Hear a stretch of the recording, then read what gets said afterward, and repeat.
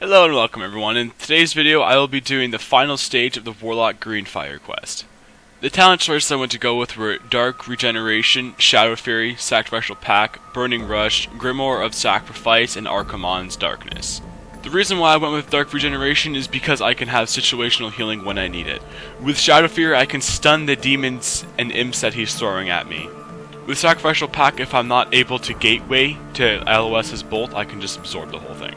I use Grimoire of Sacrifice here so I can get the Shadow Bulwark from the Voidwalker from sacrificing it. And I go with Archimonde's Darkness so I can have 2 Dark Soul charges, so I can put out more damage. So right now I'm going up to summon him. After I do summon him, I'm going to go set up my gateway and my demonic circle. Now the reason why I set up my gateway and demonic circle like this is so I can LOS his Chaos Bolt. So if I'm away from my gateway, but I have my demonic circle there, I just click my demonic circle, click on the gateway, and LOS his Chaos Bolt, and prevent a lot of damage. So he does a little bit of RP when he comes out. It's about 30 seconds. So I'm just going to go over the first stage here. Now you can just smack him for a little bit for about 20 to 30 seconds until he summons the Pit Lord. Now when he summons the Pit Lord, you are going to want to Shadow Fury it, and then Enslave Demon put it to assist. Because if you don't set the Pit Lord to assist, it will just stand there and only use attacks as you command it. It won't do its auto attacks. Now with this macro, you just, as soon as the Pit Lord spawns, you Shadow Fury it, click that macro, you'll enslave it, and will still be targeting Kenneth Rad. The Pit Lord has 4 abilities. He has his Shadow Cleave, which does a bunch of melee damage to the boss. He has his Breath, which if you're standing in front of the Breath, it will cleanse all magics on you. Then he has a Breath, which heals you from 200 to 300k. He also has a Charge, which you will use to charge on Kenneth Rad when he's casting his Cataclysm. But the Charge also has another little catch that a lot of people don't know about. The Charge also increases Kenneth Rad's damage taken by 100% for 6 seconds. So as you've seen, I just used the Sacrificial Pact to eat up the Chaos Ball. I didn't bother LOSing it. Now there's many ways to deal with the imps. What I like to do, I like to throw up a Rain of Fire on them first so I can generate a bunch of embers. I throw on Fire and Brimstone. Then I throw up an Emulate whence they all come out, and I just bomb out some Conflagrates and Incinerates.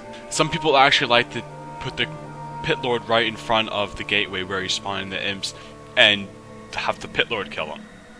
Now, while he is channeling the imps, you can charge him and bomb off some Chaos Bolts here to get some more damage.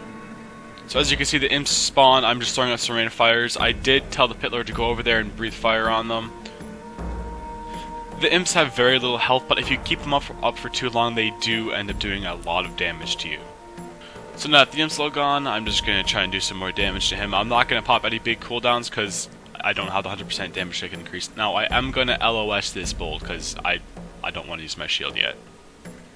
So I'm just going to get right into the second part. Now he will spawn 3 Fell Hunters. They each have 500k health. You have to LOS your pet from them, otherwise they will dispel the Enslaved Demon on him. So what I actually do, I actually select the move 2 on my Pit Lord and put him to the left far side of the gate. And I run to the far right side and throw up Rain of Fires, that way they aggro on me right away instead of on my Pit Lord. Now there's a couple ways of dealing with the Fell Hunters. What I like to do, I like to try and get the first one dead as soon as possible, so I just do really big damage. I don't pop any cooldowns, I just use a Chaos Bolt on it right away. I do recommend Bane of Havocing the second and the third one. Now if you don't run too far away, you can tell your Pit Lord to come in and charge the Fell Hunters, that way it increases their damage taken by 100%. And while they're stunned, they can't dispel the enslavement. So now that they're all gone, I'm just going to put my Pit Lord back on assist. I am going to eat this bolt with the Sacrificial Pact.